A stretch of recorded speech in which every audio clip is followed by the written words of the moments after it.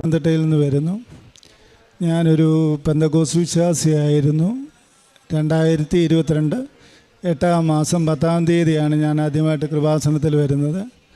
കൃപാസനത്തിൽ വന്ന് ഉടമ്പടി എടുക്കാനുള്ള ഭാഗ്യമുണ്ടായി. കാരണം 2-3 വട്ടം കൃപാസന പത്രം കിട്ടിയെങ്കിലും ഞാൻ 2 വട്ടം ആദ്യം അത് കിട്ടിയെങ്കിലും ഞാൻ അതിനെ അങ്ങനെ അംഗീകരിച്ചില്ല. കാരണം പെന്തക്കോസ്തുകാർക്ക് മാതാവില്ല. ആ ഒരു ട്രെയിനിങ്ങിലാണ് ഞാൻ. എങ്കിലും ഞാൻ ദൈവത്തെ അറിഞ്ഞുകൊണ്ട്, കർത്താവിനെ അറിഞ്ഞുകൊണ്ട് മോശപ്പെട്ടൊന്നും പറഞ്ഞിട്ടില്ല. മറ്റുള്ളവർ പറയുന്ന പോലെ ദൈവം അതിന്, പക്ഷേ എനിക്ക് അങ്ങോട്ട് ഉൾക്കൊള്ളാൻ പറ്റിയില്ല. അങ്ങനെ ഇരിക്കുമ്പോഴാണ് ജീവിതത്തിൽ പ്രതികൂലങ്ങൾ ഒത്തിരി വന്നു. സഭയിൽ പോകുമ്പോൾ തന്നെ, പെന്തക്കോസ്ത് വിശ്വാസത്തിൽ പോകുമ്പോൾ തന്നെ ലാസ്റ്റ് സമയം, ആ സമയത്താണ് ഇവിടെ വരുന്നത്. എല്ലാം തകർന്ന ഒരവസ്ഥ, ഒരു കാര്യവും നടക്കാതെ വന്ന ജീവിതത്തിൽ എനിക്ക് ഫാമിലി ഡിവോഴ്സായി. ആ സമയത്ത് അവരെല്ലാം എന്നെ തള്ളി പറഞ്ഞു. അതുപോലെ നിങ്ങൾക്കറിയാം, അക്രൈസ്തവനായിട്ടുള്ള ഒരാൾ ക്രിസ്ത്യൻ വിശ്വാസത്തിൽ വരുമ്പം എന്തുമാത്രം പ്രതികൂലം വരുമെന്ന്. ഞാനൊരു ഹിന്ദു നായർ സമുദായത്തിൽ നിന്നായിരുന്നു. അങ്ങനെ ജീവിച്ച് വരുന്ന സമയത്താണ് പ്രതികൂലങ്ങൾ ഒത്തിരിയായി. എൻ്റെ വീടിന് നേരെ കല്ലേറ്, മോശപ്പെട്ട വാക്കുകൾ എന്നെ വിളിക്കുന്നു. എൻ്റെ അമ്മ മരിച്ചപ്പോൾ പോലും എനിക്ക് സ്വസ്ഥത തന്നില്ല. അങ്ങനെ വന്ന് എൻ്റെ കുടിവെള്ളം ടാങ്കിനകത്ത് മലിനമാക്കി കളഞ്ഞ്, അങ്ങനെ വെള്ളം പോലും കുടിക്കാൻ പറ്റാത്ത അവസ്ഥ. അങ്ങനെ നിന്ന് ഞാൻ എന്ത് ചെയ്യും എൻ്റെ കർത്താവേ എന്ന് പറഞ്ഞപ്പം കർത്താവ് ഒരു വചനം തന്നു. ഞാൻ എൻ്റെ ആടുകളെ ഇടയന്മാരെ ഏൽപ്പിച്ചു, അവരതിനെ പരിപാലിച്ചില്ല. കൂട്ടം തെറ്റിയതിനെ ചേർത്ത് പിടിച്ചില്ല, മുറിവ് പറ്റിയതിനെ പരിപാലിച്ചില്ല. അതുകൊണ്ട് ഞാൻ വേറെ ആ ആടുകളെ ഞാൻ പരിപാലിക്കും. അതുപോലെ വചനം തന്നത്, ഞാൻ വേറെ നിനക്കൊരിടയനെ ഏൽപ്പിക്കും, നിന്നെ ഒരു ഇടയനെ ഏൽപ്പിക്കും, ആ ഇടയൻ നിന്നെ ഞാൻ ഉപദേശിച്ച് തരുമെന്നും. അങ്ങനെയാണ് ഇവിടെ ഞാൻ വന്നത്. അത് പിന്നെ എനിക്ക് മനസ്സിലായി, കർത്താവിനെ ഇത്രയും കാലം നടത്തുന്നത് അത്ഭുതകരവും അതിശയകരമായിട്ടാണ്. അങ്ങനെ വന്ന് ഇവിടെ ഉടമ്പടി എടുത്തു. ഞാൻ സത്യം പറഞ്ഞ ഒരു സഹോദരൻ, ഞങ്ങളുടെ വീടിനടുത്തുള്ള ഒരു അയലോക്കോ അല്ല, തൊട്ടടുത്ത് ഉള്ള പുള്ളിക്കാരൻ എനിക്ക് കൃപാസന പത്രം തന്നു. ഞാൻ പറഞ്ഞാൽ ഇത് കണ്ടിട്ടുണ്ടെന്ന് പറഞ്ഞ് ഞാൻ വീട്ടിൽ കൊണ്ടുപോയി. ആ വീട്ടിൽ കൊണ്ടുപോയി വെച്ച് കഴിഞ്ഞ് ഞാൻ അന്ന് ജിമ്മിൽ പോകുമായിരുന്നു. അപ്പോൾ ഞാൻ വീട്ടിൽ കൊണ്ട് വെച്ച് കുളിയൊക്കെ കഴിഞ്ഞിട്ട് ഇതെടുത്തു വായിച്ചുകൊണ്ടിരിക്കുമ്പോൾ ഞാൻ എനിക്കങ്ങ് കരച്ചിൽ വന്നു. അതായത് നമ്മുടെ ആരെങ്കിലും വേണ്ടപ്പെട്ടൊരു മരിച്ചു പോകുമ്പോൾ അത്രയും അലമുറയിടും, അത്രയ്ക്ക് ഞാൻ ഒറ്റയ്ക്കേ ഉള്ളൂ വീട്ടിൽ, ആരും കാണാൻ. ഞാൻ കരഞ്ഞ് ഞാൻ ദൈവത്തോട്, മാതാവിനോട് പറഞ്ഞു, ക്ഷമ ചോദിച്ചു. എനിക്കറിയില്ല എന്താ പറയുന്നത്, ഉള്ളിൽ നിന്ന് വന്നതാണ്. ഞാൻ പറഞ്ഞു, മാതാവേ എനിക്കറിയില്ലായിരുന്നു, എന്നോട് ആരും പറഞ്ഞു തന്നില്ല നിൻ്റെ മഹത്വം. അങ്ങനെയാണ് പറഞ്ഞത്. ഇത് വായിച്ച് മൊത്തം കേട്ടില്ല. അങ്ങനെ കരഞ്ഞു. 3 ദിവസം 3-ാം വട്ടം ഞാനിവിടെ വന്ന് ഉടമ്പടി എടുത്തു. ഉടമ്പടി എടുക്കുമ്പോൾ ഇവിടെ ഒന്നുമില്ല, ഞാൻ കരച്ചില്ല. എനിക്കറിയില്ല എന്നിലുള്ള പാപങ്ങളെല്ലാം പോകുന്നതെന്ന് ഞാൻ പിന്നെ മനസ്സിലാക്കിയത്. എന്നിലുള്ള അഹന്ത അല്ലെങ്കിൽ ഇതെല്ലാം ദൈവം കഴുകിക്കളഞ്ഞു. ഞാൻ വന്ന് അവിടെ ഉടമ്പടി എടുത്ത് മാതാവിൻ്റെ രൂപം എടുക്കാൻ എനിക്ക് ഭാഗ്യമുണ്ടായി. അതും എനിക്ക് ദൈവം തന്ന അത്ഭുതം. കാരണം മാതാവില്ല എന്ന് പറഞ്ഞ എന്നെ മാതാവ് ചേർത്ത് പിടിച്ച് നടത്തി. ഇവിടെ വന്ന് ഉടമ്പടി എടുത്തു. ജോലിയില്ലാതെ ഞാൻ വിഷമിച്ചിരിക്കുകയായിരുന്നു, ജോലിയില്ല. അതുപോലെ സാമ്പത്തികമായിട്ട് ബുദ്ധിമുട്ടുണ്ട്, കടമുണ്ടായിരുന്നു സൊസൈറ്റിയിൽ. അപ്പോൾ അത് ബൾക്കായിട്ട് ആ എമൗണ്ട് വീട്ടാൻ എന്നെ കൊണ്ട് പറ്റത്തില്ല, ജോലിയില്ലാതിരിക്കുക. ആഹാരത്തിന് നമ്മൾ ഇങ്ങനെ ദൈവം നടത്തുന്നു, അത്രയാണ്. അങ്ങനെ ഇരിക്കുമ്പോഴാണ് എന്നെ ദൈവം അത്ഭുതകരമായിട്ടൊരു ജോലി തന്നത്. 2-ാമത്തെ ആഴ്ച ഞാൻ ഉടമ്പടി എടുത്ത് 2-ാമത്തെ ആഴ്ച ഒരു ജോലി തന്ന് അനുഗ്രഹിച്ചു. മാതാവ് എന്നെ എന്താ പറഞ്ഞ അത്ഭുതമാണ്. കാരണം അതിനു മുമ്പേ പരിശുദ്ധാത്മാവിൽ എന്നോട് പറഞ്ഞു, നീ ഒരു പ്രായമുള്ള ആളെ, ഒരു വയോധികനെ നോക്കുവാൻ, അതായത് ഒരു ഹോം നേഴ്സ് പോലെ. ഞാൻ ആ തകർന്നിരിക്കുന്ന അവസ്ഥ എനിക്ക് ആരെയും ഫേസ് ചെയ്യാൻ വയ്യ. കാരണം ഭാര്യയൊക്കെ പോയി, കുഞ്ഞു പോയി. അങ്ങനെ നിൽക്കുമ്പോൾ എല്ലാവരോടും മുഖത്ത് നോക്കാനും ആൾക്കാർ പലതായി ചോദിക്കുന്നത്. അങ്ങനെ ഇപ്പോൾ ഒറ്റപ്പെട്ട ജീവിതമാണ്. അപ്പോൾ ഞാൻ പറയും, കർത്താവ് ഞാൻ എന്ത് ചെയ്യും, എങ്ങോട്ട് പോകും, എനിക്ക് പോകാനൊരിടമില്ലല്ലോ, നീ എന്നെ പരിപാലിക്കണം. എന്നെ ഇവിടെ നിൽക്കാൻ വയ്യ, നാട്ടിൽ നിൽക്കാൻ പറ്റാത്ത അവസ്ഥ. അങ്ങനെ തകർന്നിരിക്കുമ്പോൾ ദൈവം എന്നോട് പരിശുദ്ധാത്മാവിൽ പ്രാർത്ഥിക്കുമ്പോൾ പറഞ്ഞു, നിനക്കൊരിടം ഒരുക്കിയിട്ടുണ്ട്, നിന്നെ ഞാൻ പ്രായമുള്ള ആളെ നോക്കുന്ന ഒരാൾ, വൃദ്ധനായ. എൻ്റെ മനസ്സിൽ അങ്ങനെ ചിന്ത വന്നു. ഞാൻ പറഞ്ഞു, ഒറ്റയ്ക്ക് എവിടെയെങ്കിലും നിന്ന് പ്രായമുള്ള ആളെ നോക്കുന്ന ശല്യമില്ലല്ലോ. അങ്ങനെ വന്ന് ദൈവം അത് തന്നെ തന്നു. മാതാവിൻ്റെ കൃപയാൽ അങ്ങനൊരു ജോലി തന്നു. പുള്ളി കിടപ്പുരോഗിയല്ല, ഹോം നേഴ്സ് എന്ന പേരേ ഉള്ളൂ. ആ വീട്ടിൽ എല്ലാ കാര്യങ്ങളും പുള്ളി ഒറ്റയ്ക്കാണ്, മക്കളുള്ള പുറത്താണ്. അപ്പോൾ അങ്ങനെ നോക്കാം. അതും പുള്ളി ഒരു അക്രൈസ്തവനാണ്. എന്നെ അവിടെ നിർത്തിയത്, ക്രിസ്ത്യാനിയുടെ വീട്ടിലല്ല. അപ്പോൾ എന്നെ പഠിപ്പിക്കുകയാണ് എല്ലാം ദൈവം. അങ്ങനെ ഉടമ്പടി എനിക്ക് ഒരു ദിവസം പോലും മുടക്കമില്ലാതെ മുന്നോട്ട് പോകാൻ ആ ജോലി തന്നതുകൊണ്ടാണ് കഴിഞ്ഞ്. കാരണം ഞാൻ ഹോട്ടൽ എക്സ്പീരിയൻസ്, ഹോട്ടൽ സൂപ്പർവൈസറായിട്ട് എറണാകുളത്ത് പറയും, ഹോട്ടൽ ഫീൽഡായിരുന്നു വർഷങ്ങളായിട്ട്. അപ്പോൾ ആ ജോലിക്ക് വീണ്ടും പോയാൽ എൻ്റെ സമയങ്ങളൊക്കെ തെറ്റും, ഉടമ്പടിയൊന്നും പ്രാർത്ഥന നടക്കത്തില്ല, വൈകിട്ടത്തെ പ്രാർത്ഥനയും പോകും. അപ്പം ദൈവം പ്ലാൻ ചെയ്ത്, ഞാൻ ചോദിച്ചു ഈ ജോലിയാണോ മുന്നോട്ട് എന്ന് പറഞ്ഞപ്പം ദൈവം എനിക്ക് ഉറപ്പ് തന്ന് ഉടമ്പടി കണ്ടിന്യൂ ചെയ്യാൻ. അപ്പോൾ അങ്ങനെ വന്ന് ഉടമ്പടി എടുത്ത് പ്രാർത്ഥിച്ചു. പ്രാർത്ഥനയിലൊന്നും മുടങ്ങാതിരുന്നു. ദൈവം എന്നെ ഉണർത്തി. മാതാവിൻ്റെ ഒത്തിരി ദർശനങ്ങൾ, ഈശോയുടെ ദർശനങ്ങളുമുണ്ട്. അത് സമയക്കുറവ് കൊണ്ട് ഞാൻ പറയുന്നില്ല, ഈ അടുത്ത സാക്ഷ്യത്തിൽ അത് പറയും. എൻ്റെ ആദ്യമായിട്ട് എനിക്ക് ജോലി തന്ന് അനുഗ്രഹിച്ചു അമ്മ. അതുപോലെ എൻ്റെ കടഭാരം അസോസിയേറ്റിക്കാർ ഞാൻ പ്രാർത്ഥിച്ചു, അവരുടെ വായടയ്ക്കണം, അവരെന്തെങ്കിലും മോശപ്പെട്ട് പറഞ്ഞാൽ തകർന്നു പോകും. പക്ഷേ അവരെന്നെ വിളിച്ച് ജോലി ചെയ്ത് ശമ്പളം കിട്ടുന്നതിൻ്റെ തലേ ദിവസം എന്നെ വിളിച്ച് എന്താണ് എൻ്റെ പേര് ശ്രീകുമാർ എന്താ എന്തു പറ്റി എന്ന് ചോദിച്ചു. ഇങ്ങോട്ട് സൗമ്യമായിട്ടാണ് ചോദിക്കും.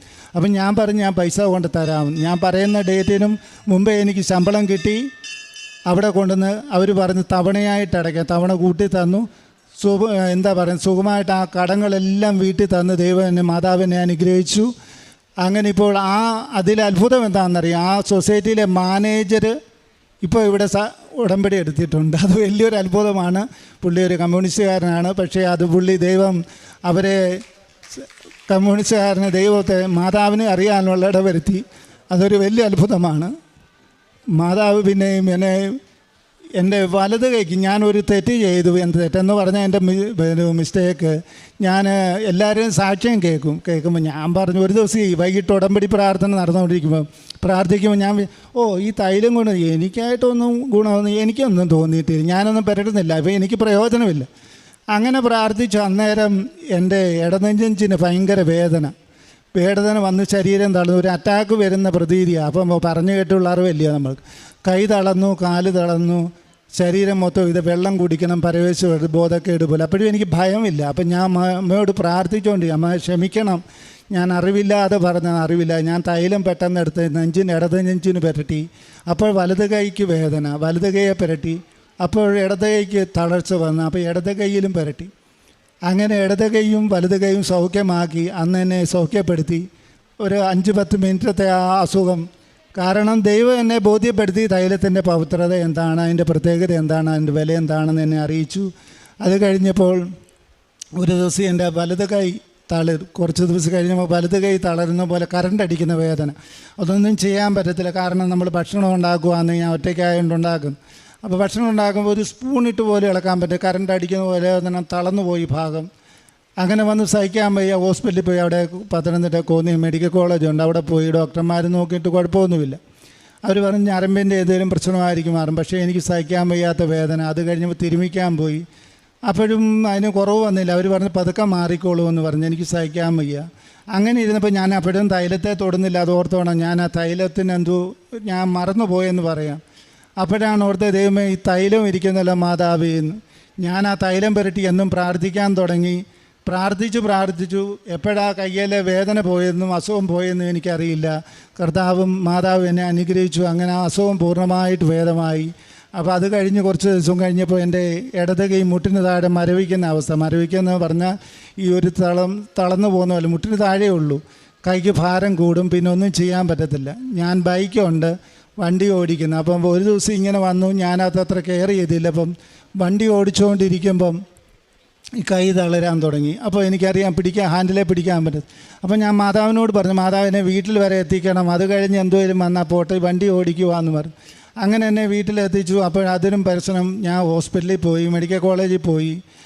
അപ്പോൾ അവർ പലവിധ ചെക്കപ്പ് ചെയ്തു. കിഡ്നിക്ക് എന്തെങ്കിലും പ്രോബ്ലം ഉണ്ടോ എന്ന് നോക്കി, അതിനില്ല, ഒരു കുഴപ്പമില്ല. അവർ പറഞ്ഞ് എന്താണ് ചേട്ടാ അങ്ങനെ കുഴപ്പമൊന്നുമില്ലല്ലോ എന്ന് ഡോക്ടർ പറഞ്ഞ് ചിരിക്കുന്നു. അപ്പോൾ എനിക്ക് വീണ്ടും ഈ അസുഖം ഇങ്ങനെ തുടർച്ചയായി.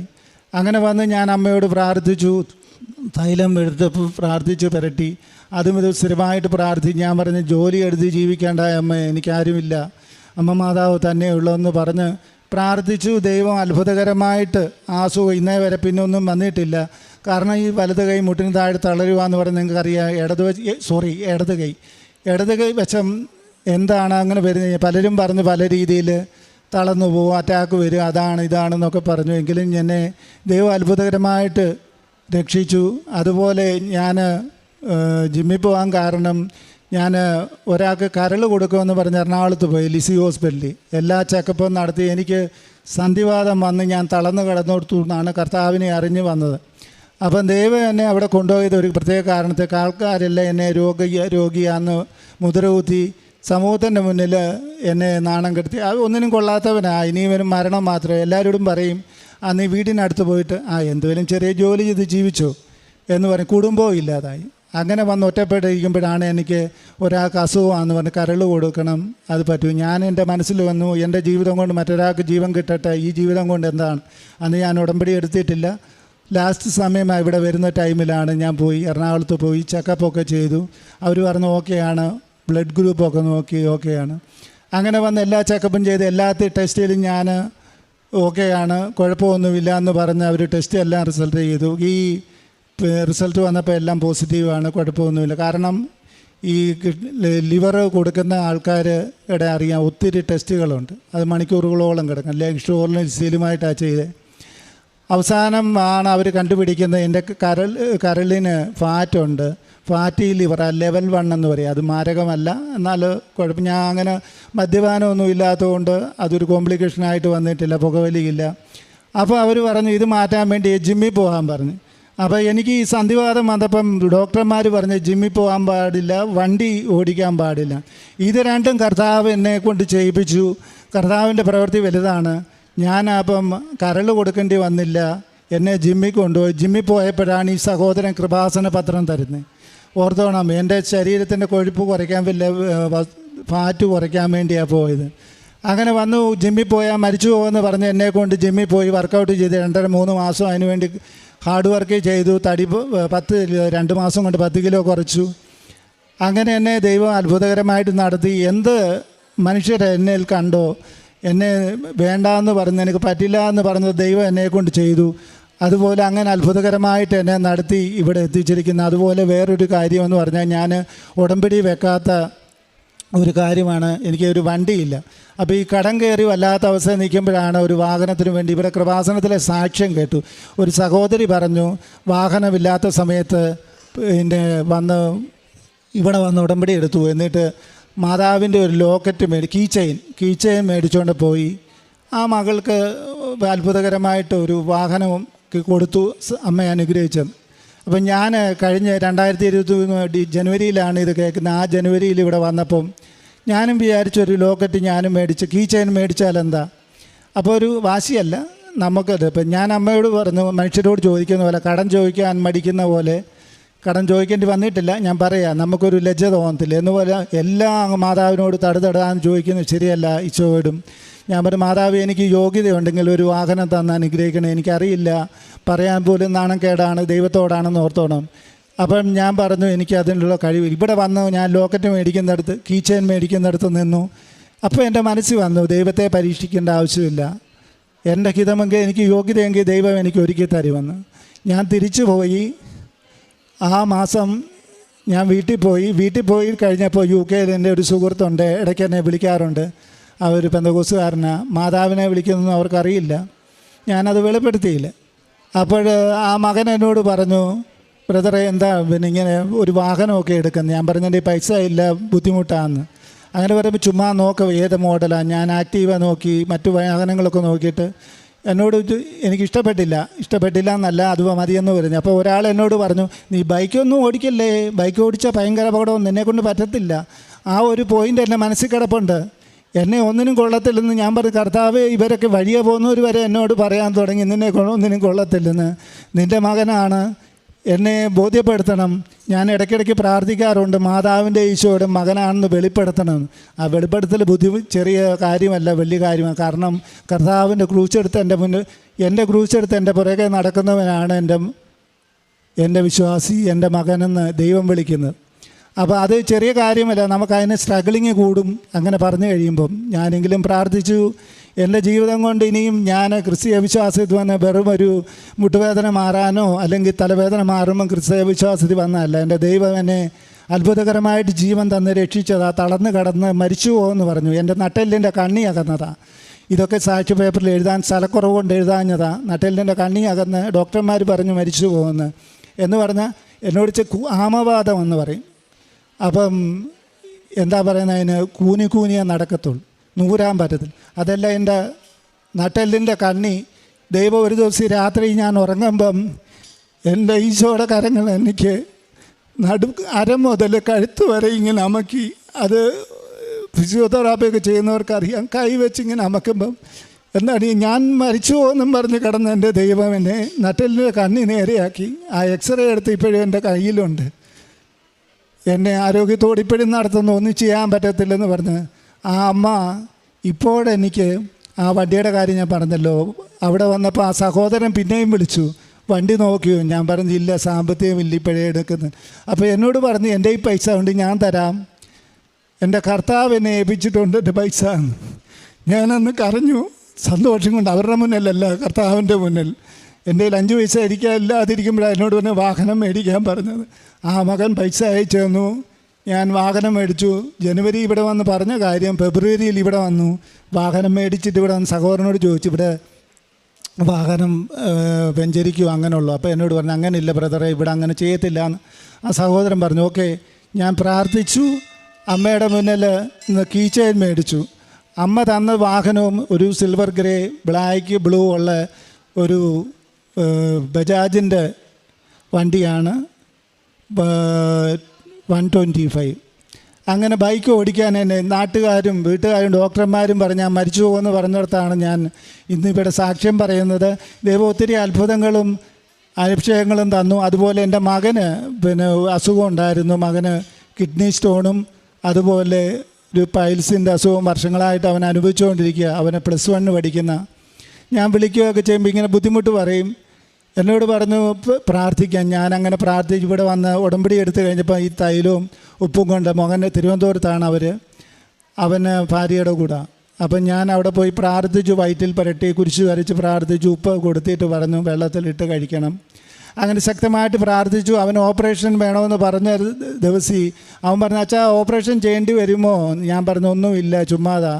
ഡോക്ടർ ഇനി ചെക്കപ്പിന് ചെല്ലുമ്പം പറഞ്ഞു ഓപ്പറേഷൻ വേണമെങ്കിൽ പറയും, ഇന്ന് അത് അറിയാമെന്നും പറഞ്ഞ് തലേദിവസം ടെൻഷൻ അടിച്ചിരിക്കുക. അപ്പം ഞാൻ പറഞ്ഞു ഒന്നും ടെൻഷൻ അടിക്കണ്ട, എൻ്റെ അമ്മ ഈശോയും നിന്നെ കാത്തു പരിപാലിക്കുക. അവൻ അത്രയും അറിയത്തില്ലെങ്കിലും ദൈവത്തിൽ ഞാൻ എൻ്റെ പ്രാർത്ഥന കണ്ടിട്ടുണ്ട്, പ്രാർത്ഥിക്കുവാൻ കണ്ണുനീര് വരുന്നത് കണ്ടിട്ടുണ്ട്, ഞാൻ തളർന്ന് കിടന്ന് തുറന്ന് ജീവനോടെ നടക്കുന്നത് കണ്ടിട്ടുണ്ട്. അപ്പോൾ ഇതൊക്കെ കൊച്ചാണെന്നേലും അവന് മനസ്സിലാവും. ഹല്ലേലൂയ, ആമേൻ, യേശുവേ നന്ദി, യേശുവേ മഹത്വം. അങ്ങനെ അവനെ ഇപ്പോഴും കുഴപ്പമൊന്നുമില്ലാതെ അത്ഭുതകരമായിട്ട് അവന് സൗഖ്യം വന്നു. ഡോക്ടർ പറഞ്ഞു ഒന്നും വേണ്ട, ഇപ്പോഴും അവൻ പ്രാർത്ഥിക്കും. ഞാൻ കൊന്ത കൊടുത്തായിരുന്നു. അവൻ പരീക്ഷയ്ക്ക് പോയി, പഠിക്കാൻ ഇച്ചിരി ഡള്ളായി നിന്ന മകന് നല്ലപോലെ പഠിക്കുന്നു, കുഴപ്പമില്ലാതെ 10ാം ക്ലാസ് കഴിഞ്ഞ ദിവസം ജയിച്ചു. ഇപ്പം +1 അവിടെ അഡ്മിഷൻ കിട്ടി. അതുപോലെ അഡ്മിഷൻ കിട്ടുമ്പോഴും ബുദ്ധിമുട്ടുകളൊക്കെ വന്നു. പലരും പറഞ്ഞ് അഡ്മിഷൻ കിട്ടാൻ സാമ്പത്തികമായിട്ട് ഒത്തിരി മുടക്കണം, അങ്ങനെയൊക്കെ ബുദ്ധിമുട്ടുകളുണ്ടായിരുന്നു. പരീക്ഷയ്ക്ക് നല്ല മാർക്ക് കിട്ടത്തില്ല, കാരണം ഭാര്യയും ഭർത്താവും 2ആയി. അവൻ മാനസികമായിട്ട് ഒത്തിരി തകർന്നിരിക്കുന്ന, അച്ഛനും അമ്മയും അവൻ്റെ കയ്യിലില്ല, അടുത്തില്ല. അങ്ങനെ വരുമ്പോൾ അവൻ ഒത്തിരി വിഷമിച്ചിരുന്നു. അപ്പോഴും ഞാൻ പ്രാർത്ഥിച്ചു, മാതാവേ നിന്നെ അറിഞ്ഞവരുടെ തലമുറ ഒരിക്കലും നശിച്ചു പോകുന്നില്ലെന്നാണ് വചനം പറയുന്നത്. ഞാനിങ്ങനല്ല പറഞ്ഞ് കരഞ്ഞ് നിലവിളിച്ച് പ്രാർത്ഥിച്ചു. എൻ്റെ അപ്പൻ എൻ്റെ മകനെ നല്ല മാർക്ക് കൊടുത്ത് അനുഗ്രഹിച്ചു. അതുപോലെ അവനെ ബലപ്പെടുത്തി. ദൈവം അവനെ രക്ഷിക്കുന്നത് ഞാൻ കണ്ടതാണ്, അവനെ ചേർത്ത് പിടി. അങ്ങനെ മാതാവിനോട് ഞാൻ കരഞ്ഞു പ്രാർത്ഥിച്ചു. അപ്പോൾ അതിൻ്റെ ഇടയ്ക്ക് അവന് മാനസികമായിട്ട് ചെറു പ്രശ്നം വന്നു. ഞാൻ പറഞ്ഞ് മനസ്സും വന്ന് അവൻ്റെ അമ്മൂമ്മ, അതായത് എൻ്റെ മുൻ ഭാര്യയുടെ അമ്മ, അവരുമായിട്ട് ഞാൻ സംസാരിച്ച് എന്താണ് കുഴപ്പം. അപ്പം അവൻ പറഞ്ഞാൽ അനുസരിക്കുന്നില്ല, അവൻ ദേഷ്യമാണ്, എല്ലപ്പോഴും ദേഷ്യം, പഠിക്കാൻ എന്തോ മടിയാണ്, അങ്ങനെ ഇങ്ങനെയാണെന്നൊക്കെ പറഞ്ഞ് ഞാൻ അവനോട് സംസാരിച്ചു. അവനെന്തോ ഒരു വിഷമം, അസ്വസ്ഥതയുണ്ട്, മാനസികമായിട്ട് തളർന്നിരിക്കുന്ന അവസ്ഥ. എന്നോട് പറഞ്ഞു എനിക്ക് ആരുമില്ല, ഞാൻ എങ്ങോട്ടേലും ഇറങ്ങിപ്പോകും. ഞാൻ പറഞ്ഞു മക്കളെ അങ്ങനെയൊന്നും പറയില്ല, അച്ഛനെ ഇവിടെ വരണം, എനിക്കവിടെ വരാൻ പറ്റാത്തതുകൊണ്ടാണ്. അങ്ങനെ പറഞ്ഞ് ഞാൻ നിലവിളിച്ച് പ്രാർത്ഥിച്ചു. ഇവിടുന്ന് പോയി കഴിഞ്ഞ് ഇവിടെ അച്ഛനെ കാണാൻ വന്നായിരുന്നു, അച്ഛനെ കാണാൻ പറ്റിയില്ല. അപ്പോൾ ഈ ഒരു കാര്യമേ ഉള്ളൂ, അത് പറ്റത്തില്ലെന്നറിയാം. അങ്ങനെ വന്ന് അവിടെ പോയി വീട്ടിൽ പോയി പ്രാർത്ഥിച്ചു. ഒരു ദിവസം രാത്രി വീട്ടിൽ ഇരുന്ന് പ്രാർത്ഥിച്ചു. എൻ്റെ കൂടെയുള്ള, ഞാൻ ജോലി ചെയ്യുന്നിടത്താണ് താമസിക്കുന്നതും. അപ്പോൾ അവിടുത്തെ സാറ്, പ്രായമുള്ള മനുഷ്യൻ, അപ്പച്ചനെ ഇതുപോലെ കേൾക്കുമല്ലോ എന്ന് വിചാരിച്ച് ഞാൻ പറമ്പിൽ പോയി. ഒത്തിരി പറമ്പുണ്ട്, അവിടെ പറമ്പിൽ പോയി ഇരുട്ടത്തെ രാത്രിയിൽ നിന്ന് നിലവിളിച്ച് പ്രാർത്ഥിച്ചു, കരഞ്ഞു. ഞാൻ പറഞ്ഞു ഉടമ്പടി എടുത്തുകൊണ്ടായില്ല, ഞാൻ എങ്ങോട്ടേലും പോയേനെ എൻ്റെ മാതാവ് എന്ന് പറഞ്ഞു. എൻ്റെ തലമുറ ഇല്ലാതായിട്ട് വേണ്ട, ഒന്നീ അവൻ്റെ ജീവൻ അങ്ങ് എടുത്തോണം, അവനെ ഒരു പാഴും ഇതായിട്ട് മോശപ്പെട്ടവനായി എൻ്റെ മുന്നേ നിർത്തരുത്, എനിക്ക് സഹിക്കാൻ വയ്യാന്ന് പറഞ്ഞ് കർത്താവിനോട് പറഞ്ഞ് എന്നെ വിളിച്ചവൻ്റെ തലമുറയൊന്നും നശിച്ചു പോയിട്ടില്ല എന്ന്. അങ്ങനെ വന്ന് പ്രാർത്ഥിച്ച് ഞാൻ തെറ്റ് ചെയ്തു. ഒരു നെഞ്ചത്ത് അടിച്ചു ഞാൻ. എനിക്ക് സഹിക്കാൻ വയ്യ.